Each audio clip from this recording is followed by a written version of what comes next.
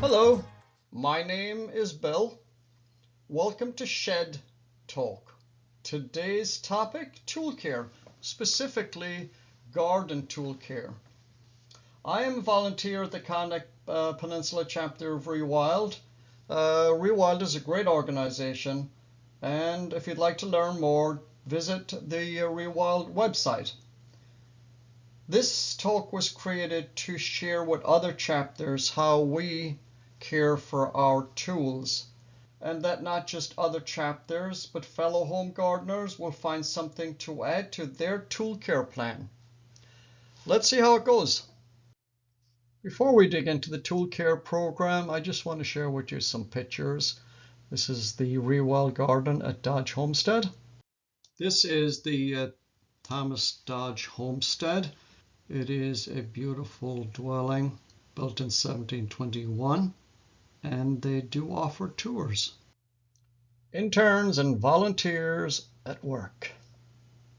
Just some more pictures of volunteers and interns at work.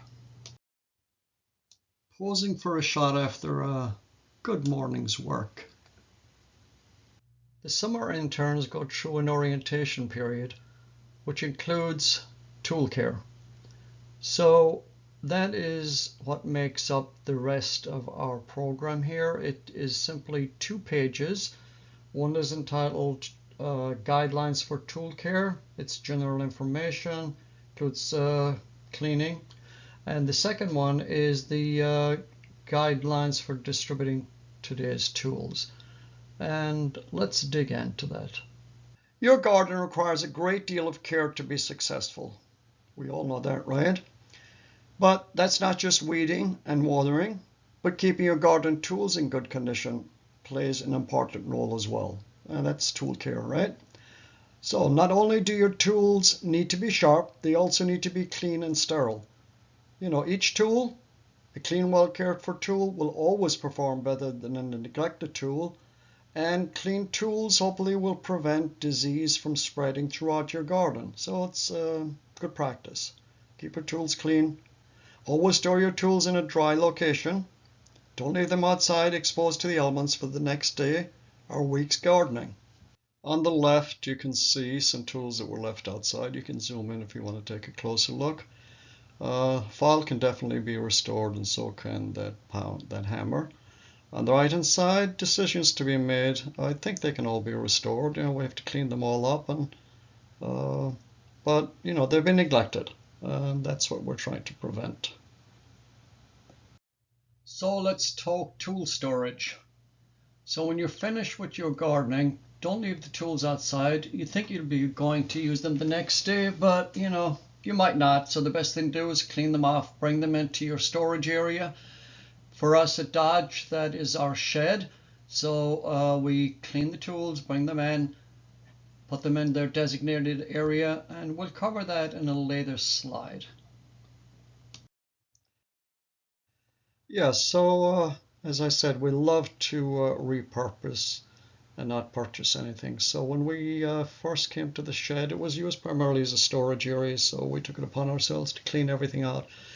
On the left side, you can see how it looked. On the right side, the work in progress. You don't see all the tools and stuff that we inherited because we have kind of moved them to the side, but you'll see it in the next slide. But we took the wood and turned it upside down for the shelves. We took the wood upside down for that bench on the left. General cleanup, getting ready to organize the tools. Yeah, so organizing the large tools, you can see the tools on the left for the shed. A lot of them need a lot of work, and we're going to work on that hopefully this season. But we did a lot of work, as you can see in the right hand side. We cleaned up the tools as best we could for now. A lot of rust, but you know what, it might be patina. We have pictures to show where the tools should be returned to. If you zoom in, you can see that. And what did we repurpose here? So if you look at the container on the bottom, that's a piece of, I don't know if it would be technically driftwood, but we did find it on the beach, and we made a box out of it, and you can see it holds the tools, nestles them up against the wall, as opposed to just, you see on the left. We also have some tools hanging off, as I said, some rusty nails. And most important, you see the little labels in the bottom. Our interns are just really so good at organizing stuff, place for everything and everything in its place. So you know what? I'm happy with the progress, and we'll see the next slide, which we have small tools, hand tools, and garden tools, obviously. That's what they are. So organizing the small tools, again, our interns, pool of talent, nice labels for everything. We keep everything in its place. So as you can see, those nice wooden boxes, you know where they came from. Stop off at the store and ask the owner, the manager, if they can save some of these beautiful wooden boxes. Then of course you need to recruit somebody who has the skill to label them, just like we have. But we don't hang the hand tools. We might, you know, this is still a work in progress. And then you see the plastic containers. We don't like plastic. I don't like plastic. You don't like plastic. But it's not single use, and it keeps the stuff organized and keeps it dry. Office supplies all in one, plant sale stuff and gloves in another, stakes. So that's organizing the small tools. So I guess I just can't help myself. I'm so obsessed with repurposing and using a garment bag to store our labels and signs just gives me a buzz, I guess. So I have to show this off. I think we do a good job. And on the right hand side, these are spools that we get from construction sites, and we use them for tables. And Buy Nothing Port Washington is where we got our barrel from. Somebody had great intentions and for whatever reason didn't use the barrel, so we just looked for somebody who would have one that wasn't used. We got one, and it's a test, and we built our own little spout up there on top. So I guess this is kind of just to inspire people to repurpose, you know, throw down the gauntlet, so to speak.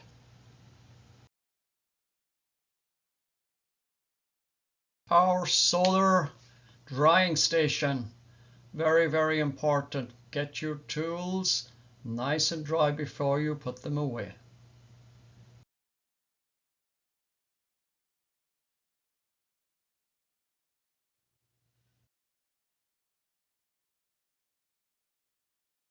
The tool care kit. So you do need to have a little kit to clean your tools. You don't need to be looking all over the house for stuff or looking all over the shed for stuff. So, you know, you can order that stuff online. You can get it for over $100. You might get something for $39.99 land on your doorstep tomorrow morning, but you know, at a wicked carbon footprint price. So this is how we built our own. So we have one of those nice wooden containers, and we put the stuff we need into it, and we can go through the list. Repurposed can, which is an olive oil can where we put the recycled oil that we get from the local garage. A repurposed rainwater container, that is sometimes the bucket for a soaking stuff, or it could be a smaller vessel. And repurposed cotton t-shirts. We all have cotton t-shirts we don't use anymore. That will work wonders for us. The repurposed bucket. Never, ever, ever, please don't ever buy a bucket. There are so many buckets thrown in landfill every day. So if you need a bucket, you know, don't run out tomorrow morning to get it. You know, keep your eye open, talk to a contractor in the neighborhood. They have spackle buckets. So please never ever buy a bucket. So soaking vessels, you can use the bucket. Sometimes I use the lid of the bucket to soak small stuff, flat stuff, and I use it as a cleaning little vessel as well. Scrubbing brushes, look under the sink. We all have them hiding in there. Wire brushes and scouring pads, maybe in the basement with the paint cans. Lava soap. Lava soap is fantastic for getting off some of the sap and other stains. I don't know what it's made of. I should read the ingredients, but hopefully it's nothing harmful. So lava soap is good. Linseed oil is very nice for keeping the wooden handles in good shape. Sandpaper, again, wire brushes, sponge, everything. Hopefully you have it all in your house. So that is our tool care kit. Just a view of the tool kit again. On the left you can see everything fits neatly into the container, and on the right they're just taken out just like we showed on the slide before. Cleaning. When finish your garden chores, always clean your tools. A clean, well cared for tool will always perform better than a neglected tool, and clean tools will prevent disease and viruses from spreading in your garden. That of course is all true, and to do that it may just take a bristle brush to clean off the soil and you can just tang up your tool, or if it needs more intense you might need water, a scrubbing brush and a rag, and then lava soap, wire brush, vinegar, which we'll get into in the next couple of slides, more intense cleaning. So when you finish your gardening, just get the bristle brush out, clean off the dry dust. If you think that's enough, that's great. If you think you need a little further cleaning, get the rain bucket, dip it in the rain bucket, and wipe it off with a cloth. Take it to the shed, put it on the solar drying station, and everything should be good. So left to right, sap on the tool, soaking, and as you can see, a soaking vessel. It's a little storage container that I use in my shop, so I use it as a soaking vessel here. I use that scrubbing brush that I found under the sink. That's a barbecue cleaning brush, and a knife that I use to get around the edges a little bit. And then the end result on the right, which you will also see in the next slide, maybe a little better view of that. But I'm pleased with how the lava soap worked. Just a larger picture here of the cleaned up tool, and again I'm pleased with what water and lava soap can do, and of course rainwater and elbow grease. So we did some cleaning with the lava soap, so now I'm going to do a small bit of like rust removal here. I picked out, unfortunately this tool was left closed over the winter, so if you look at it you get quite a bit of rust on there. This is just a tool that was put away without cleaning, so you know we're just going to clean off the soil because it could carry germs, clean it all up. And we also have a hatchet, also got nasty rust on there, so we will try a couple of different things. Actually we'll just go maybe straight with the vinegar and see if it lifts it. The bucket will be my friend. So but this is before, let's see how it works out after. So left to right, as you can see, we soaked the tools in vinegar. After soaking it for a little while, I just took it out, rubbed it off with my finger to show you how it would look. And then on the right, after I give it another little wipe and maybe a little sandpaper. So came out pretty good. You'll see a better shot in the next slide. Just a close-up shot, I think, of the tools, same as you saw on the last slide, and they came out pretty good. So after all the rust removal, the tool looks good, but if you'd like to take it up another notch, get your sandpaper out, sandpaper the head, sandpaper the handle, find some paint that will work. I used the barbecue paint that I had. Sand on the handle. I used linseed oil to treat the portion that's furthest away from the head, just so that you can see the difference. You can see the handle on the left-hand picture and on the right-hand picture, and obviously the head on both sides. So there's a lot you can do for your tools. Tool care is important, and it's up to you to decide how far you want to go with it.